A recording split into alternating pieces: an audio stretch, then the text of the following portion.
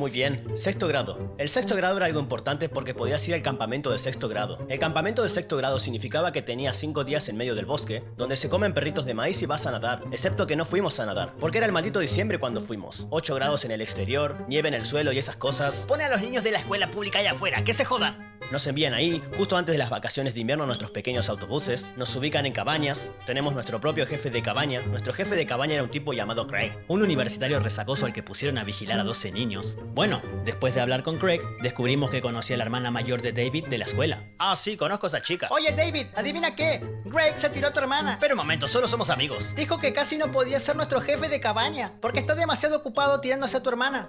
Ahora, siendo diciembre y todo eso, no había mucho que hacer. Además de orinar tu nombre en la nieve e intentar no morir congelado, estábamos ahí afuera, visitando el terreno de acampada. Y justo aquí, debajo de estos 2 metros de nieve, tenemos algo llamado lago. Un lago donde todos los niños ricos van a divertirse durante el verano. Y aquí tenemos nuestro tobogán de agua, donde los niños ricos se divierten durante el verano. El primer día tuvimos una clase de supervivencia en la naturaleza, porque eso es lo que necesita un grupo de niños de la ciudad. Mira, amigo, la única cosa que necesito para sobrevivir es ver el maratón de Cosby Show en mi puff, ¿de acuerdo? No estoy buscando a la maldita bruja de Blair, por el amor de Dios. El tipo que daba la clase ni siquiera quería estar ahí. Estoy seguro de que no sabía una mierda sobre supervivencia.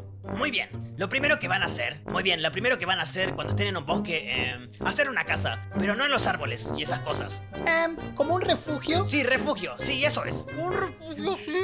Miren, hay unas vallas en el suelo, todos los niños pueden comer. Esas son cagadas de conejo. ¿Me vas a dejar hacer mi trabajo o qué? ¡Come la mierda! ¡Proteínas! Tengo que destacar que lo bueno del campamento era la comida. Tienes un buffet abierto para que hundas tu cara ahí. Estaríamos todos afuera, alineados frente al comedor, acurrucados juntos como si estuviéramos en el maldito Valle Forge. ¿Puedes dejarnos entrar antes de que empecemos a hervir nuestros zapatos y comerlos?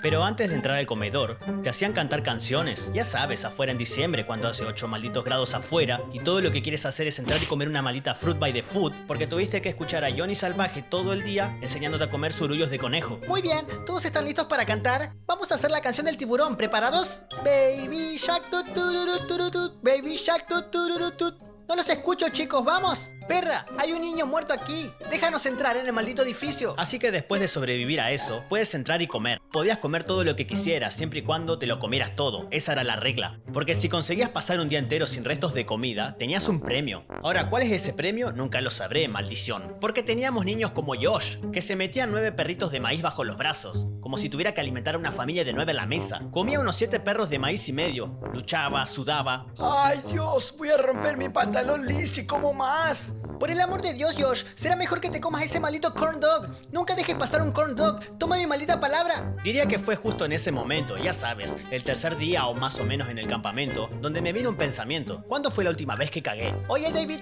¿cuándo fue la última vez que cagué? ¿Por qué ibas a ver eso? Mierda, David, ¿no se supone que eres mi amigo? Se supone que los mejores amigos deben estar al tanto de esas cosas. ¿Qué clase de amigo eres? Había estado en el campamento toda la semana comiendo como Winston Churchill y no había hecho caca ni una sola vez. Debería estar muerto. Debería haber un cartel de no hay vacantes colgado en mi trasero. Entré en pánico, no sabía qué hacer. Oye, follador de hermanas, ¿cómo haces caca si no tienes que hacer caca? ¿Qué? ¿Qué voy a hacer, Craig? Voy a explotar en cualquier momento. Queridos mamá y papá, han pasado al menos 4 días desde que sentí la alegría de un surullo saliendo de mi ano. Creo que podría ser una especie de mago. Ya hemos llamado al Guinness World Records. Dijeron que no estaban interesados.